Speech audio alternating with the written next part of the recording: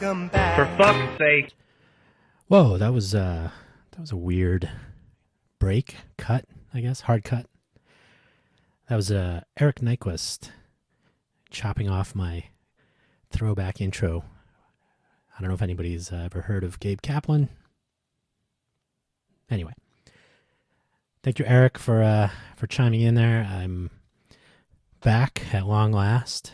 I think I did 3 episodes of this fine podcast, which is I would call FFS, but because that is far too common an abbreviation for an all too common expression, I have actually registered FFS Talk, ffstalk.com, and you can hear my voice, which I will get to in a moment. But sorry about that. So yes, I'm back. So in the interim, since my last episode, the end of 2020,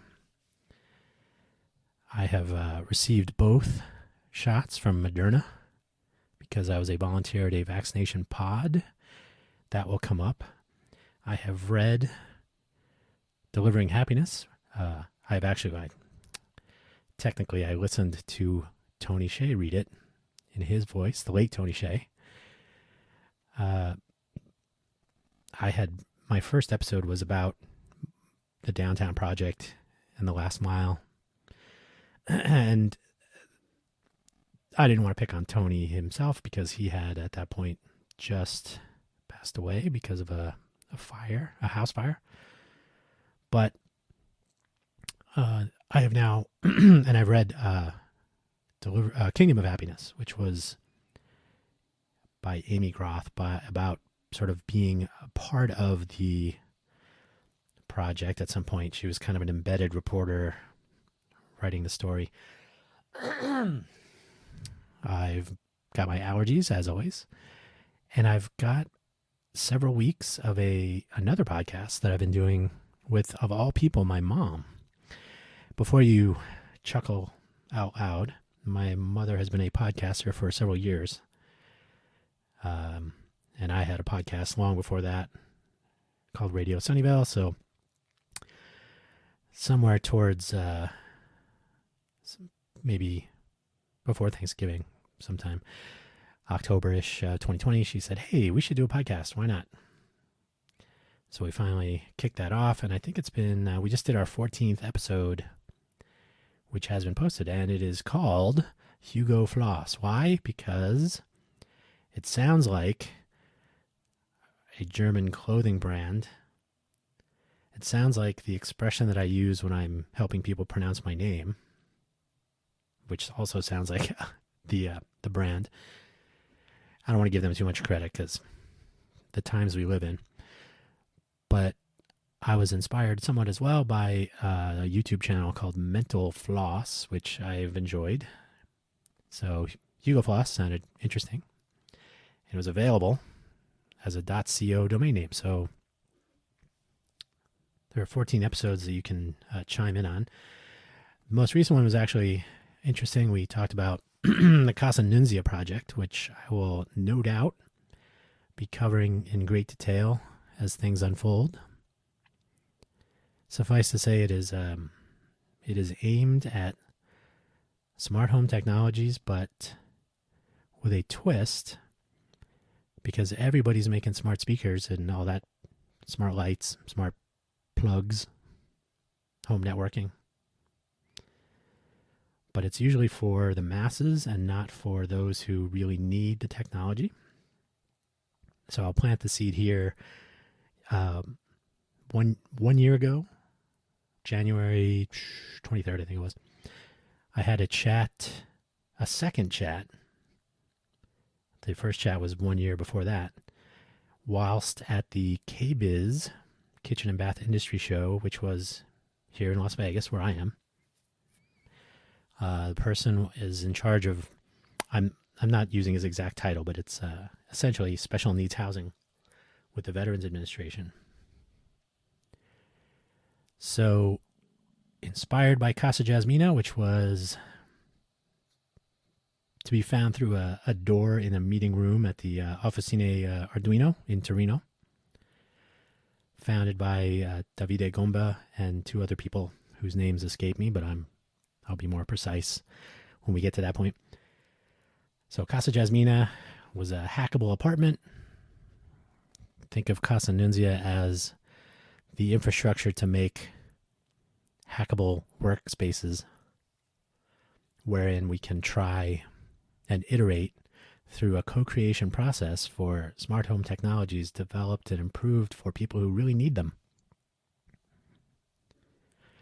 So yeah, smart speaker is great. Not if it doesn't understand you because you can't speak well and it's turning your bathwater on too hot. Or my favorite, the microwave oven, from Amazon, that is enabled with the A word. And I have a screenshot of a question from somebody on the review page on the Amazon website for that product. It says, hey, why would somebody need a voice operated microwave? And the very first answer, someone says, well, my husband is blind and now he can use the microwave. So that'll be a topic that comes up. I just wanted to plant that seed here as well. So I'm going to start talking about it across properties. And as well, I'm kicking off another podcast that I'm calling QuogglingSand, Quoggling, sand. And as I will no doubt describe on that first episode, which I will be recording later today. Today is Monday, the 8th of March, 2021. QuogglingSand will be much more freeform, much more casual. The whole idea with FFS Talk FFS, is to try to discuss interesting topics, but not not necessarily kvetch, if I can use that word.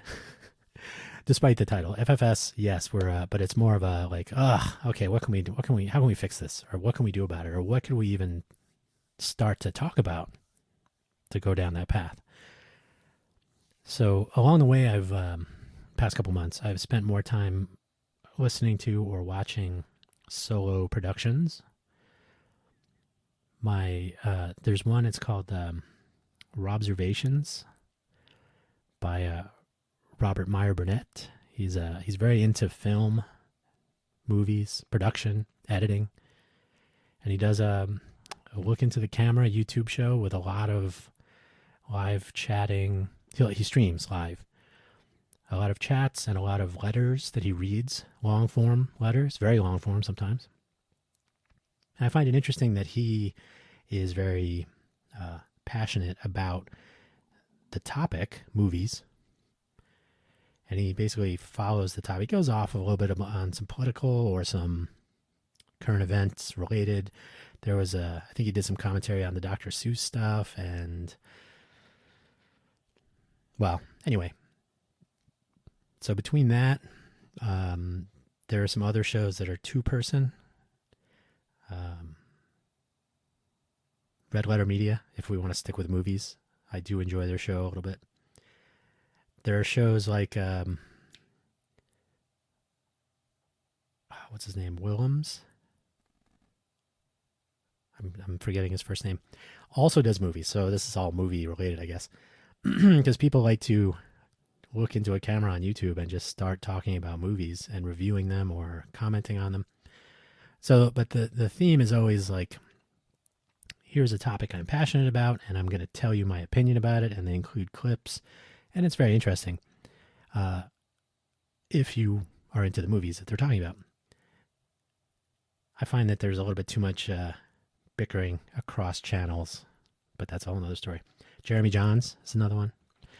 So these are I can just leave them on, and they're sort of entertaining. There are other shows that are more science-oriented. Veritasium, very good. I like that guy.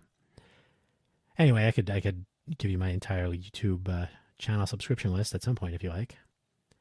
The bottom line, though, is that solo shows are very tricky, in my opinion. and I have to be very interesting for the duration.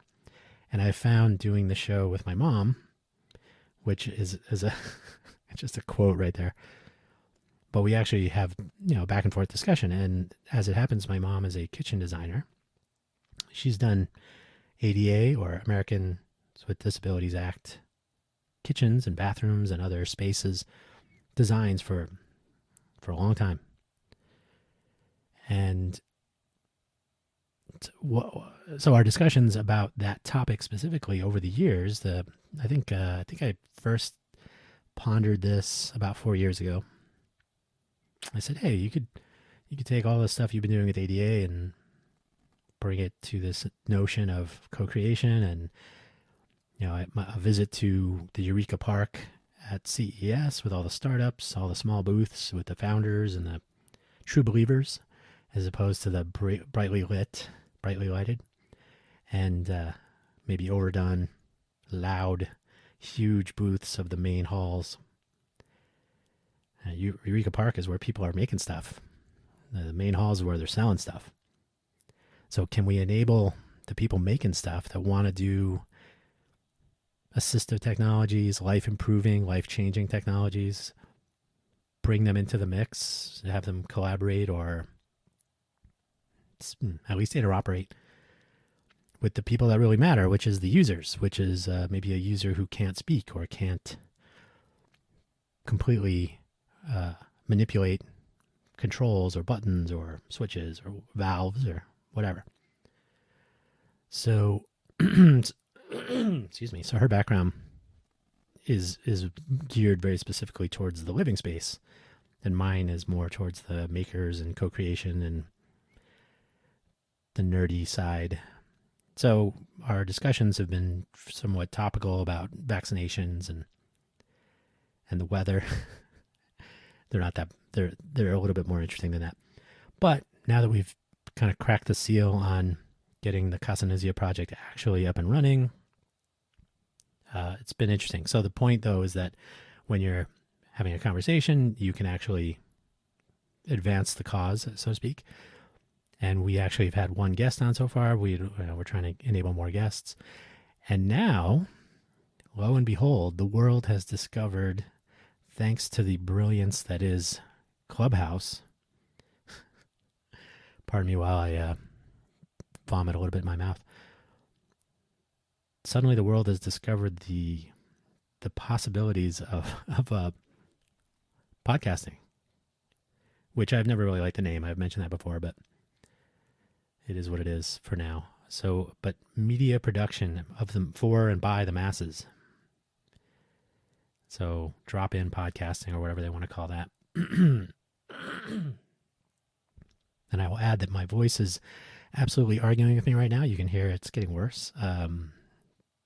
The air in Las Vegas, where I live, whether it's humid or dry, I don't know what's in the air, but it hates me. So I won't go on too much longer. Maybe I'll go have some tea.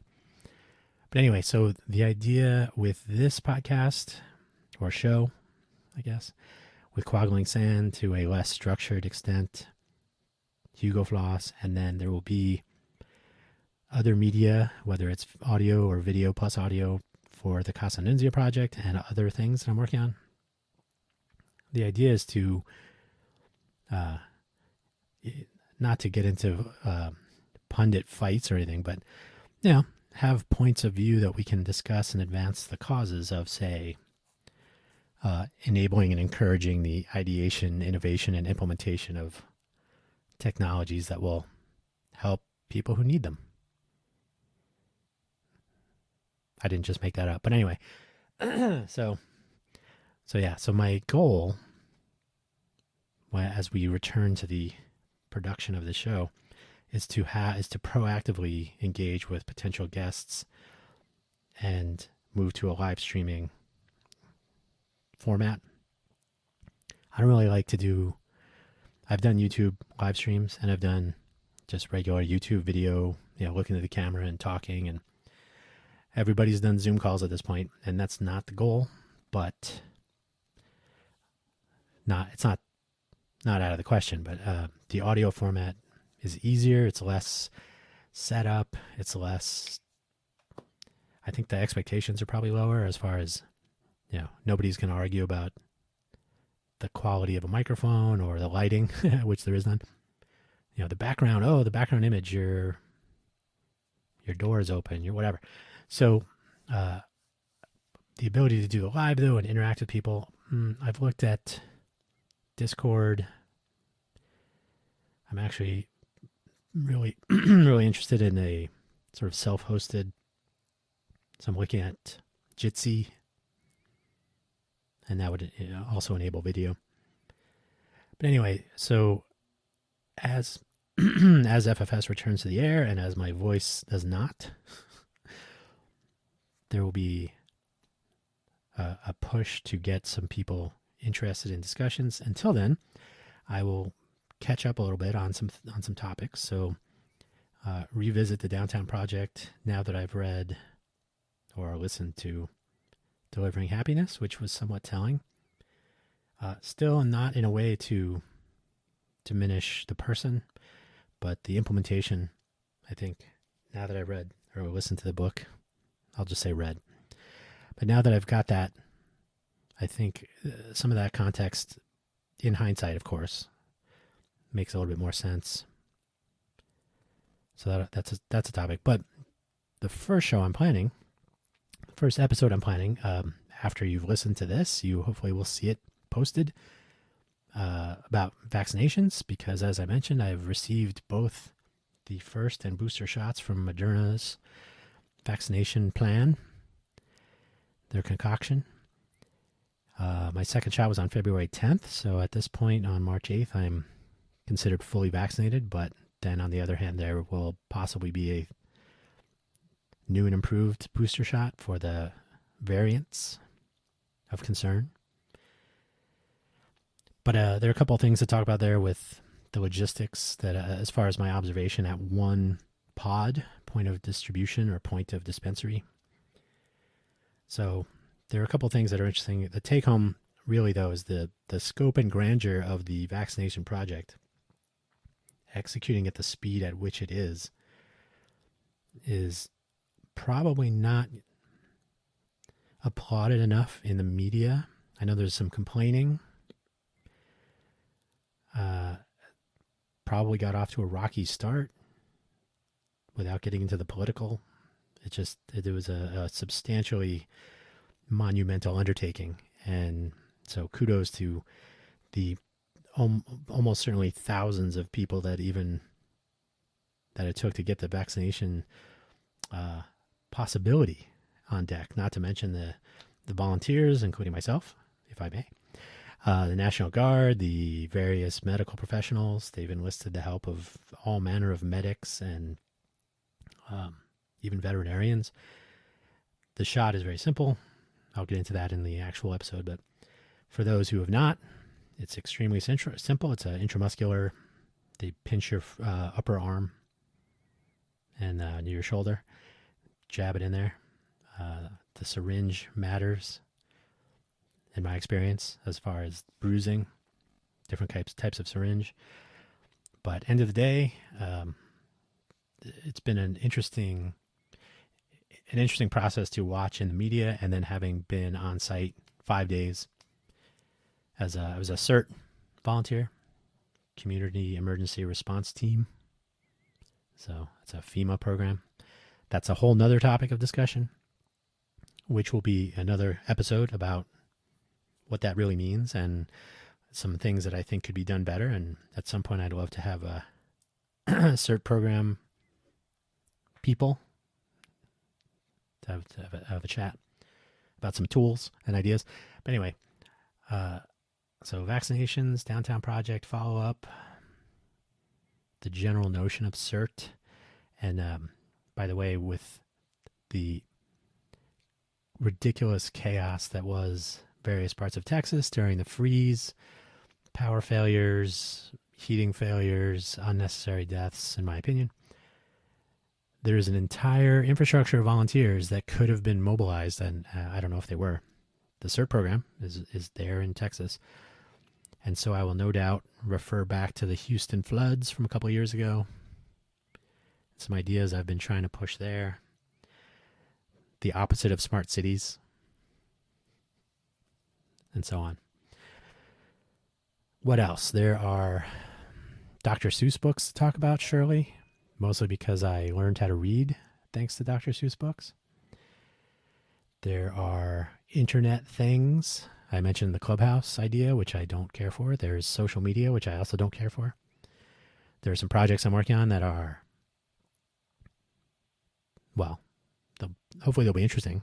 I don't know if they'll be successful, but I would like to see the pendulum swing back towards self-publishing, blogs, maybe